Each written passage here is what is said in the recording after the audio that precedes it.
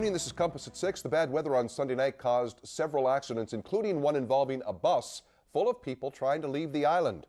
No one was seriously injured, but several people were sent to hospital. Lindsay Carroll has that story. It's been a rough New Year for Natalie MacDonald, and it all started with a bus ride on this road to visit her boyfriend's family. I was terrified. I grabbed onto my boyfriend's arm and just had to wait and see what happened. Natalie was one of 30 people on this Maritime bus headed to Halifax Sunday afternoon. It was forced to turn around after the bridge closed, and that's when the weather began to worsen.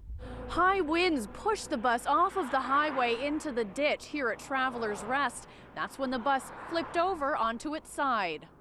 Natalie flew across the bus and hit her head on a TV. I blacked out, so I woke up and I was just laying down on my side and I couldn't feel my head and I felt my face was bleeding. The driver turned off the vehicle and helped passengers out. Willard Blakeney saw the overturned bus from his window. Oh, went out and rendered whatever assistance I could. They needed a flashlight because the bus was very dark. Meanwhile, before the local fire department and EMS arrived on the scene, one of the passengers jumped into action, a nurse from Cornwall. And there was some shouting coming from the back of the bus that there was a young man hurt at the back of the bus. So I just immediately went to the back of the bus. He was quite injured when I got to the back of the bus, so I needed to tend to him. A number of people were taken to Prince County Hospital with minor injuries. 3 actually stayed to be treated.